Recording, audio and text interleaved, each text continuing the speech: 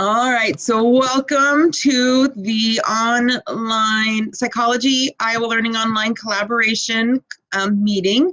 We are going to go over the expectations for your collaboration project that will begin Monday of next week. I will put you into groups, but I know there is a lot of you from one specific school, so my intentions are that you will work with people from other schools, but you might still get grouped up with people from your own school. So, you'll be working online, you'll still be collaborating. You just get the added benefit of being in the same school with the person that you are working online with. Depending on how groups fall out, there might be 2 to 3 people in your group. It'll just depend on numbers. So as you can see from the screen, the project is called Conducting a Psychology Experiment, Think Like a Psychologist. And so you learned about all the different psychologists in Module 1 and specifically learned about how they started doing psychology experiments and how that was very revolutionary in psychology. And so you are going to walk through the process of planning, researching, and creating your own psychology experiment. It's understood that right now you have no idea how to do that, and so the assignment itself is going to walk you through all of those steps. So the guidelines the guidelines are split up into 4 different sections. I put suggested due dates at the end of each suggestion. These are to help you organize your work, help you to keep up, because it is a very large project and it will be very, very tempting to procrastinate. So the more you can stick to those due dates, the better chance you have of staying on top of the project and getting it done on time. You only are going to have a couple months, so the rest of October, all of November, and then half of December to get this project completed. So you will need the time to complete every step. You will be using Google Docs to complete everything. So you'll be doing it online collaboration. The topic must be related to psychology, but as we know from Module 1, everything is related to psychology. So that's the cool part, is the topic can be anything that you're interested in. The example I will give as I work through it is, does music affect our mood? That's something I've always been fascinated about, because I'm one of those that when I'm in certain moods, I want to listen to certain type of music. So I personally believe music affects our moods, but not everybody agrees with that. So you will follow these guidelines to prepare, conduct, and analyze your experiment. When you get the email from me on Monday with your group members, one of the group members will be labeled the project planner, and that project planner will make a copy of this document and share it with the rest of the group members, and then you will be able to work on this document together as a group. So the first step of the document, or first step of your project, is just learning what is the psychology experiment method. What do you do step by step? And so you're going to go to this website. It's Discovering Psychology, and you are going to walk through their presentation.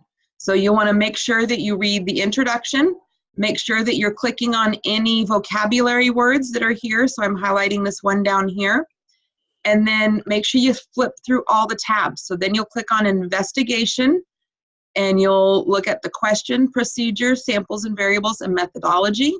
There is a check for understanding here, and then there are more vocabulary words here. And then you'll click on Data. Make sure you just go through everything, and it will help you to understand the psychology method, or the experimentation method. So after you've completed that, you will come back as a group and complete only the notes column of this assignment first. So you will write a 1-sentence description on each of these sections of conducting an experiment. And there is one more down there, ethics, that we'll talk about. Oh, excuse me. Bless me. Okay. So again, you will only complete this first section. You'll complete this left-handed side doing notes. So you'll write a definition, and you'll write this as a group. You'll agree on the definition together on your worksheet. Then, before you start planning the experiment, I want you to understand ethics.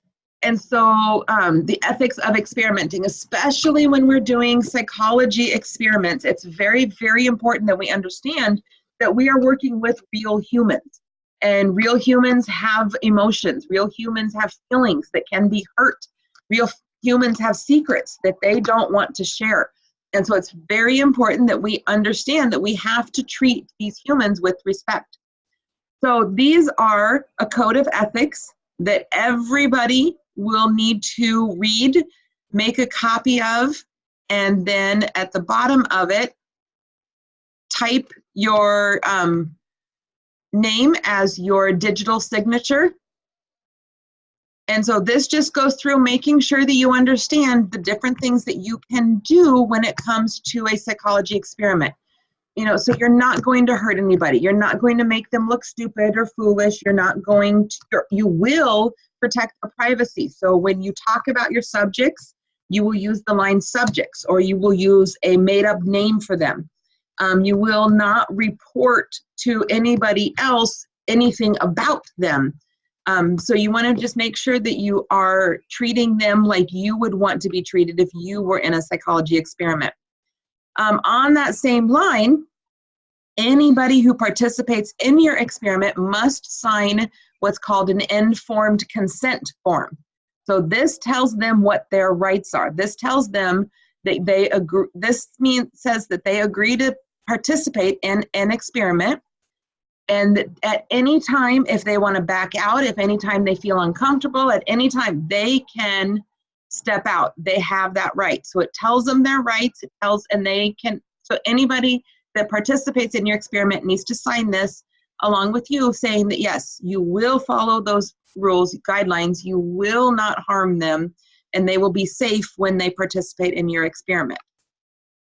The only other piece to this learning section is an optional, it's called an experiment data sheet. And this is just to help you to organize your experiment. You don't even have to turn this into me if you don't want to. This will just help you in the end when you write up your analysis. This will help you write that analysis if you choose to do it. So it's questions to help you organize your thoughts, questions to help you put that analysis all together. So this is not anything you have to turn in. You are welcome to turn it in if you want to. You're welcome to do it if you want to, or not do it at all. It's completely up to you. So all of this in the learning section, I recommend it get done by October 15th to give you time to prepare for your actual experiment. Any questions about the learning section? I don't think so. All right. So the next section is the preparation section. So preparing for your experiment. This is the fun part where you get to pick your actual topic. So it can be anything. So like for me, music is my topic. I'm saying I believe that music affects our moods. We pick certain music when we're in a certain mood. And so that's my topic of interest, is music. My testable question would be, does music affect our moods?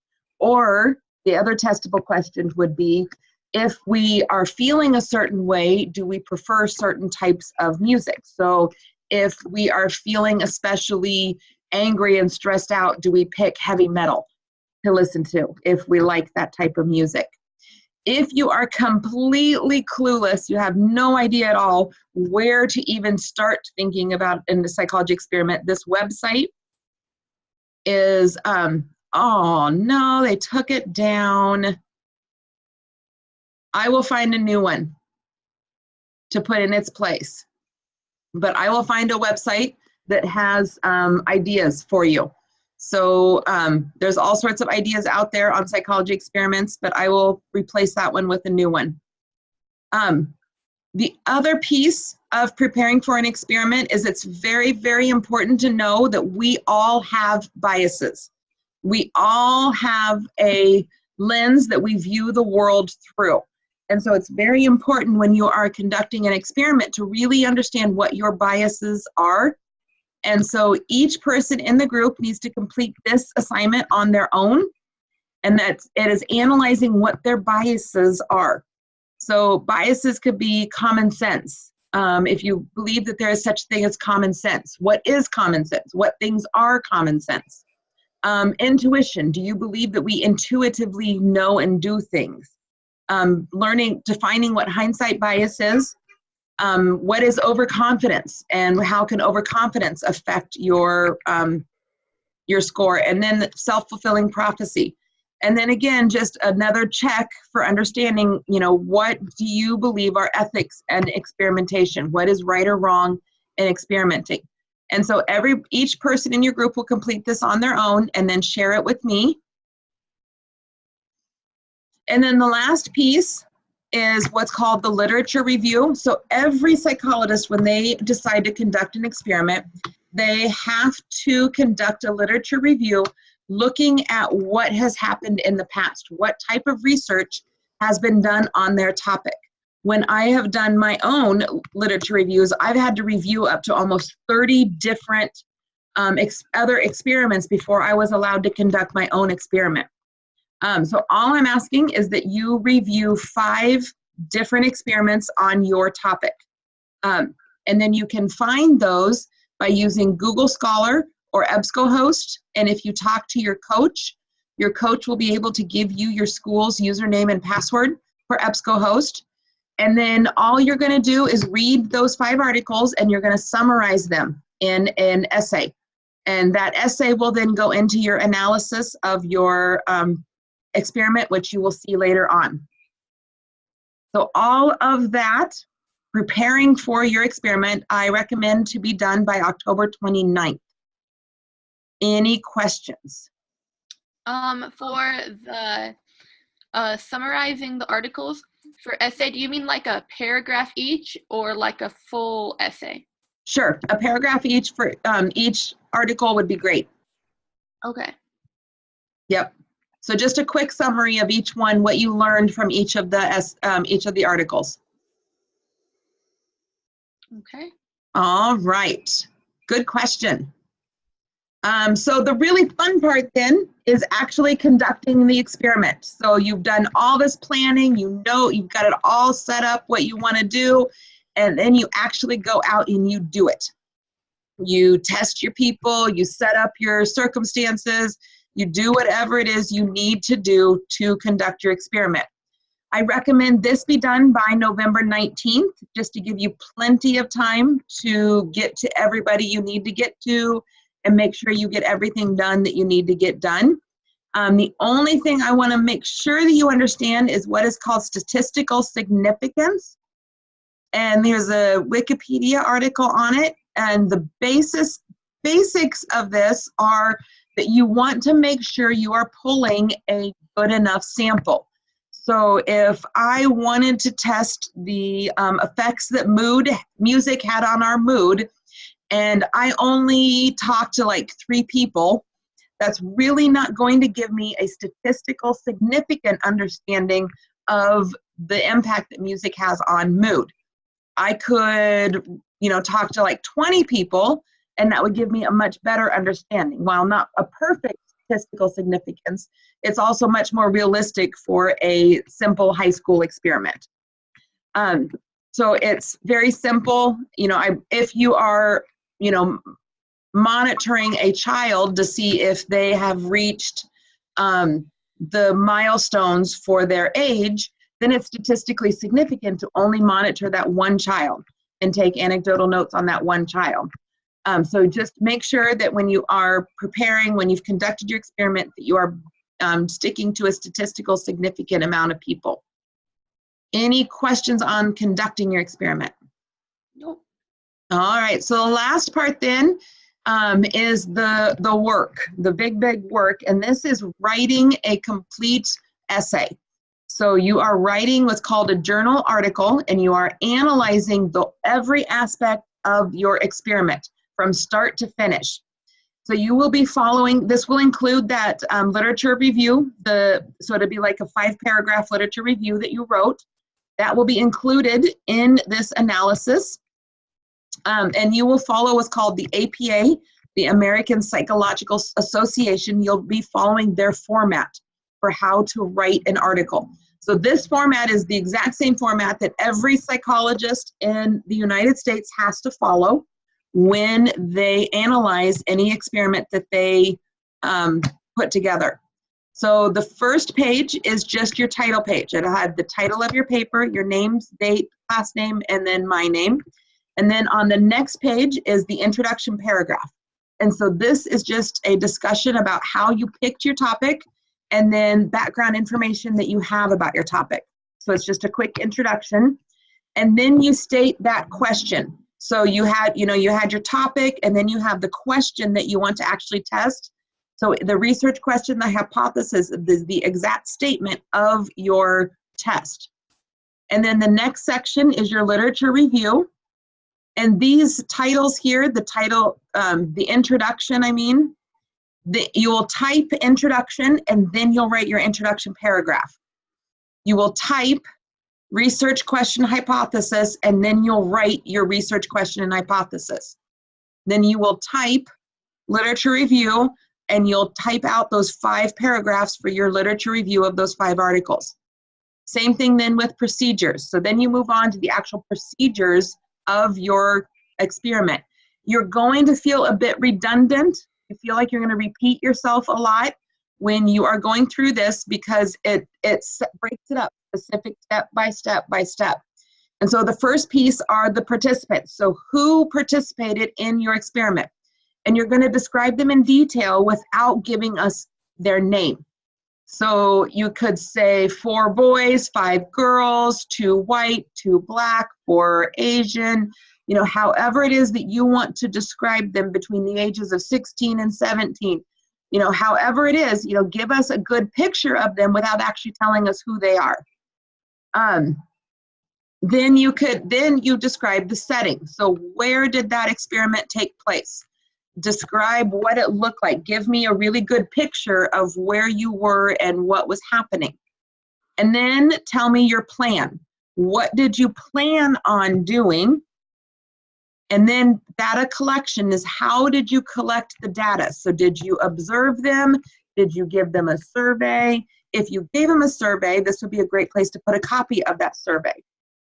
And then tell me how you analyze the data. So did you take notes as you watched, or did you collect all the surveys and put the data together? What did you do step by step to work through all of it? The results then are giving me the actual statistics that you found from the data. So this could be a graph of whatever you learned, or a picture chart, however you want to show your data. The conclusions then are more of a kind of conversational voice. So telling me what you learned from your experiment. The cool part about a psychology experiment is it could bomb completely. Everything could go wrong and nothing could go as you have planned, and you could still totally ace the assignment, because it doesn't matter. You write in your conclusions how this totally bombed. This just blew up in our faces. This was everything we had planned. Nothing went according to plan. These are all the different things we would do differently. These are things we would recommend to do for further testing, and you still get to ace it, because it doesn't matter whether your experiment actually was successful or not. All that matters is that you did it. So that's the fun part. I love the conclusions part, because I can, talk it up and I can say, wait a minute, I totally messed it up. It just did not go well at all, and here's all the different reasons why. And then finally, the last piece then is your references. So you cite those 5 sources that you found in your literature review. If you want more information on APA guidelines, here is a website. I promise that one works. And then here is just a quick how citations work. So when you write that up, I ask that your at least rough draft be done by December 7th. That way it gives me time to give you feedback, ask questions, help you to really finesse your article. And then by December 19th, the actual final draft is due. And you will be writing the final draft as a group. You all will be doing the same analysis together and writing it up together. And then this right here is the rubric that you will be using, that I will be using to grade it. So if you want to look at, looking at what my expectations are, I want to make sure that you have your content complete. It's organized the way it's supposed to. You have fully analyzed it. You're following the format of the paper, and then I will be looking for grammar, punctuation, and spelling.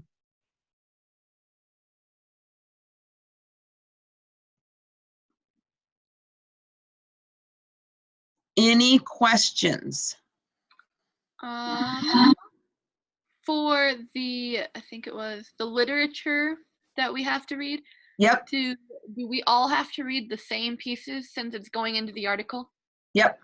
Yep. Okay. So you'll pick, so if you wanted to even split it up, if there was 2 people in your group, you wanted, you could split it up.